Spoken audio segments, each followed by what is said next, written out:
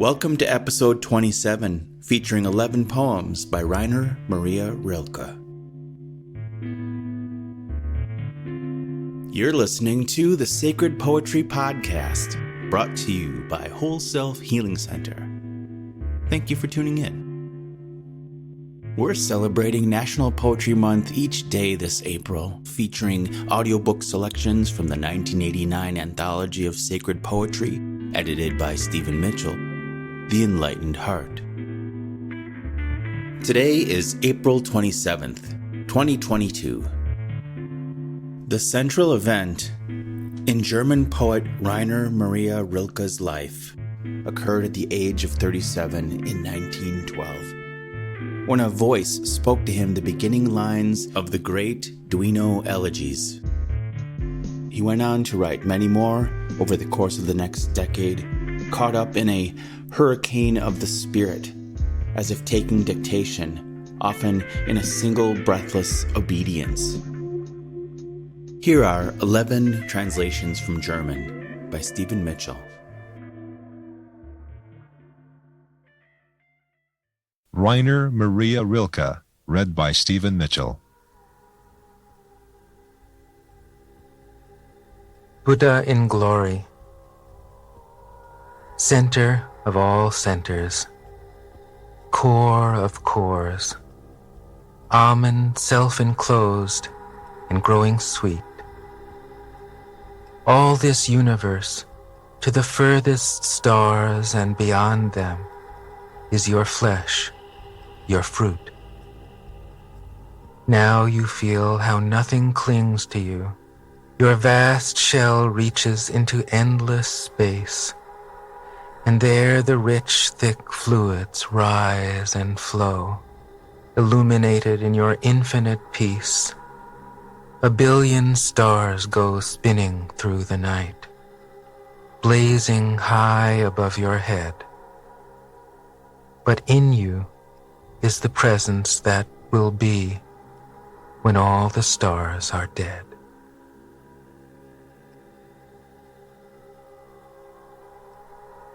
Be ahead of all parting, as though it already were behind you, like the winter that has just gone by. For among these winters, there is one so endlessly winter that only by wintering through it will your heart survive. Be forever dead in Eurydice, more gladly arise into the seamless life proclaimed in your song. Here in the realm of decline, among momentary days, be the crystal cup that shattered even as it rang. Be, and yet know the great void where all things begin, the infinite source of your own most intense vibration, so that this once you may give it your perfect assent. To all that is used up, and to all the muffled and dumb creatures in the world's full reserve, the unsayable sums, joyfully add yourself and cancel the count. As once the winged energy of delight carried you over childhood's dark abysses, now beyond your own life build the great arch of unimagined bridges. Wonders happen if we can succeed in passing through the harshest danger, but only in a bright and purely granted achievement can we realize the wonder. To work with things in the indescribable relationship is not too hard for us. The pattern grows more intricate and subtle, and being swept along is not enough. Take your practiced powers and stretch them out until they span the chasm between two contradictions. For the God wants to know himself in you. We are the driving ones. Ah, but the step of time. Think of it as a dream in what forever remains. All that is hurrying soon will be over with. Only what lasts can bring us to the truth. Young men, don't put your trust into the trials of flight, into the hot and quick. All things already rest, darkness and morning light, flower and book.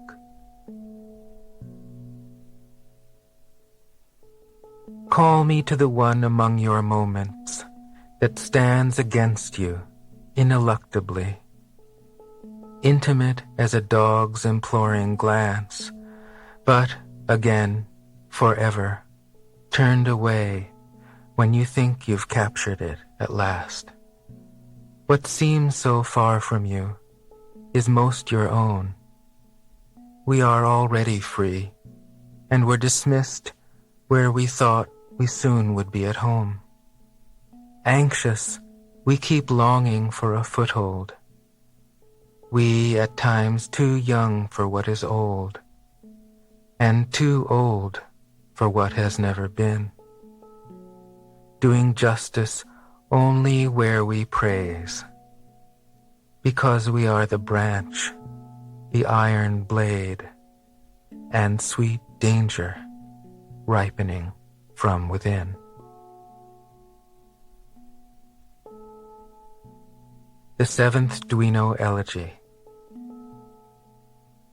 Not wooing, no longer shall wooing, voice that has outgrown it, be the nature of your cry, but instead you would cry out as purely as a bird when the quickly ascending season lifts him up, nearly forgetting that he is a suffering creature, and not just a single heart being flung into brightness, into the intimate skies. Just like him you would be wooing, not any less purely, so that still unseen she would sense you, the silent lover in whom a reply slowly awakens, and as she hears you grows warm, the ardent companion to your own most daring emotion. Oh, and springtime would hold it. Everywhere it would echo the song of Annunciation. First the small, questioning notes intensified all around by the sheltering silence of a pure, affirmative day. Then up the stairs, up the stairway of calls, to the dreamed-of temple of the future, and then the trill, like a fountain, which in its rising jet already anticipates its fall in a game of promises. And still ahead, summer. Not only all the dawns of summer, not only how they change themselves into day and shine with beginning, not only the days so tender around flowers, and above, around the patterned treetops, so strong, so intense, not only the reverence of all these unfolded powers, not only the pathways, not only the meadows at sunset, not only after a late storm, the deep breathing freshness, not only approaching sleep and a premonition, but also the nights, but also the lofty summer nights and the stars as well, the stars of the earth. Oh, to be dead at last and know them endlessly, all the stars, for how could we ever forget them? Look, I was calling for my lover, but not just she would come. Out of their fragile graves, girls would arise and gather. For how could I limit the call once I called it? These unripe spirits keep seeking the earth. Children, one earthly thing, truly experienced, even once, is enough for a lifetime. Don't think that fate is more than the density of childhood. How often you outdistanced the man you loved, breathing after the blissful chase, and passed on into freedom. Truly being here is glorious. Even you knew it, you girls who seemed to be lost, to go under, in the filthiest streets of the city, festering there, or wide open, for garbage. For each of you had an hour, or perhaps not even an hour, a barely measurable time between two moments, when you were granted a sense of being, everything. Your veins flowed with being. But we can so easily forget what our laughing neighbor neither confirms nor envies. We want to display it, to make it visible, though even the most visible happiness can't reveal itself to us until we transform it within. Nowhere, beloved, will world be but within us. Our life passes in transformation, and the external shrinks into less and less. Where once an enduring house was, now a cerebral structure crosses our path, completely belonging to the realm of concepts, as though it still stood in the brain. Our age has built itself vast reservoirs of power, formless as the straining energy that it wrests from the earth. Temples are no longer known. It is we who secretly save up these extravagances of the heart, where one of them still survives, a thing that was formerly prayed to, worshipped, knelt before. Just as it is, it passes into the invisible world. Many no longer perceive it, yet miss the chance to build it inside themselves now, with pillars and statues, greater. Each torpid turn of the world has such disinherited ones, to whom neither the past belongs, nor yet what has nearly arrived. For even the nearest moment is far from mankind, though we should not be confused by this, but strengthened in our task of preserving the still recognizable form. This once stood among mankind, in the midst of fate the annihilator, in the midst of not knowing whither. It stood as if enduring, and bent stars down to it from their safeguarded heavens. Angel, to you I will show it. There, in your endless vision, it shall stand, now finally upright, rescued at last. Pillars, pylons, the Sphinx, the striving thrust of the cathedral, gray from a fading or alien city. Wasn't all this a miracle? Be astonished, angel, for we are this, O Great One. Proclaim that we could achieve this. My breath is too short for such praise. So, after all, we have not failed to make use of these generous spaces, these spaces of ours. How frighteningly great they must be, since thousands of years have not made them overflow with our feelings. But a tower was great, wasn't it? Oh, angel, it was, even when placed beside you. Chartres was great, and music reached still higher and passed far beyond us. But even a woman in love, oh, alone at night by her window, didn't she reach your knee? Don't think that I'm wooing, angel, and even if I were, you would not come, for my call is always filled with departure. Against such a powerful current, you cannot move.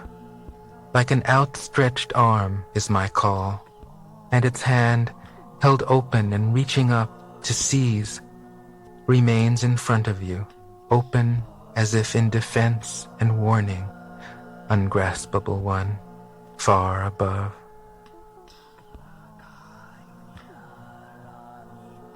The Ninth Duino Elegy. Why, if this interval of being can be spent serenely in the form of a laurel, slightly darker than all other green, with tiny waves on the edges of every leaf, like the smile of a breeze. Why then have to be human, and escaping from fate, keep longing for fate? Oh, not because happiness exists, that too hasty profit snatched from approaching loss. Not out of curiosity, not as practice for the heart, which would exist in the laurel too, but because truly being here is so much, because everything here apparently needs us, this fleeting world which in some strange way keeps calling to us, the most fleeting of all. Once for each thing, just once, no more. And we too, just once, and never again. But to have been this once, completely, even if only once, to have been at one with the earth, seems beyond undoing. And so we keep pressing on, trying to achieve it, trying to hold it firmly in our simple hands, in our overcrowded gaze, in our speechless heart, trying to become it. Whom can we give it to? We would hold on to it all, forever. Ah, but what can we take along into that other realm? Not the art of looking, which is learned so slowly, and nothing that happened here. Nothing. The sufferings then, and above all, the heaviness and the long experience of love. Just what is wholly unsayable. But later, among the stars, what good is it? They are better as they are, unsayable. For when the traveler returns from the mountain slopes into the valley, he brings not a handful of earth, unsayable to others, but instead some word he has gained, some pure word, the yellow and blue gentian. Perhaps we are here in order to say house, bridge, fountain, gate, pitcher, fruit tree, window, at most column, tower. But to say them, you must understand. Oh, to say them more intensely than the things themselves ever dreamed of existing. Isn't the secret intent of this taciturn earth, when it forces lovers together, that inside their boundless emotion all things may shudder with joy? Threshold. What it means for two lovers to be wearing down, imperceptibly, the ancient threshold of their door. They too, after the many who came before them, and before those to come, lightly. Here is the time for the sayable. Here is its homeland.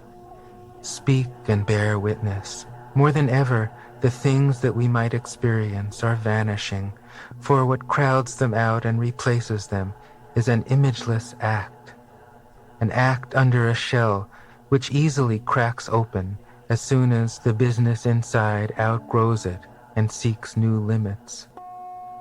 Between the hammers our heart endures just as the tongue does between the teeth, and despite that, still is able to praise.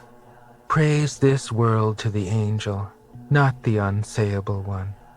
You can impress him with glorious emotion. In the universe where he feels more powerfully, you are a novice. So show him something simple which, formed over generations, lives as our own, near our hand and within our gaze. Tell him of things. He will stand astonished, as you stood by the rope maker in Rome, or the potter along the Nile. Show him how happy a thing can be, how innocent and ours, how even lamenting grief purely decides to take form, serves as a thing, or dies into a thing, and blissfully escapes far beyond the violin. And these things, which live by perishing, know you are praising them. Transient, they look to us for deliverance, us, the most transient of all. They want us to change them utterly in our invisible heart, within, oh endlessly, within us, whoever we may be at last. Earth, isn't this what you want? To arise within us, invisible? Isn't it your dream to be wholly invisible someday? Oh, Earth, invisible. What if not transformation is your urgent command? Earth, my dearest, I will. Oh, believe me, you no longer need your springtimes to win me over. One of them, even one, is already too much for my blood. Unspeakably, I have belonged to you. From the first, you were always right, and your holiest inspiration is our intimate companion, death. Look, I am living. On what? Neither childhood nor future grows any smaller. Superabundant being wells up in my heart.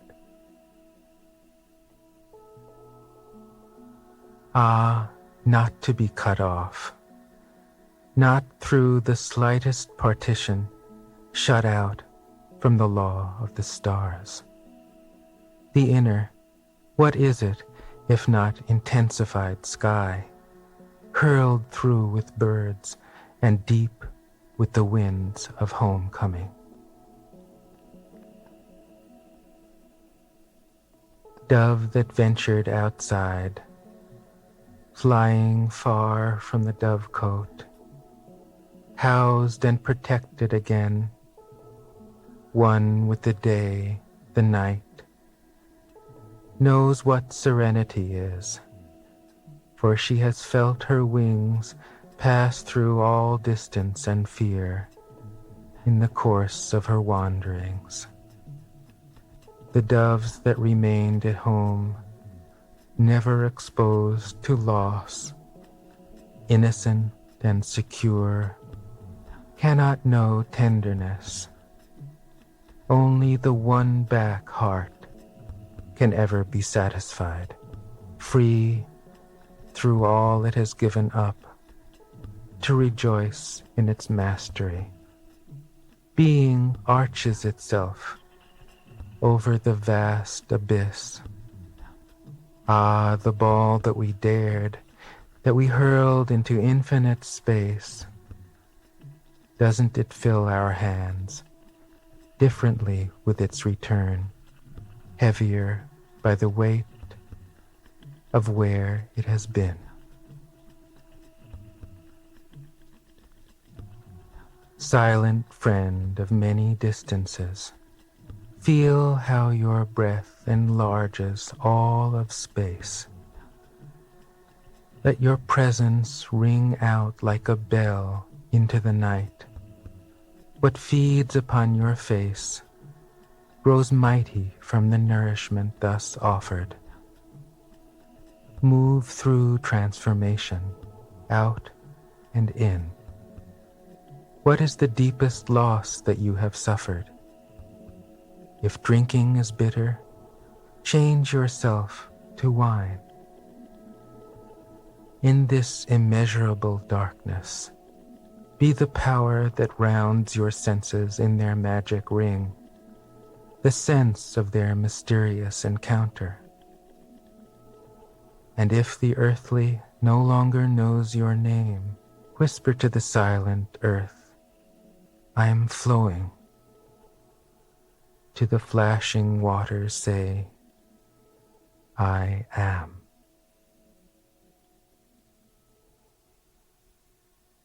Rose, O pure contradiction, joy of being no one's sleep, under so many lids.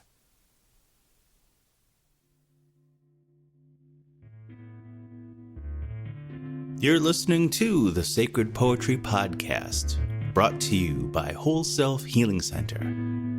Thank you for tuning in.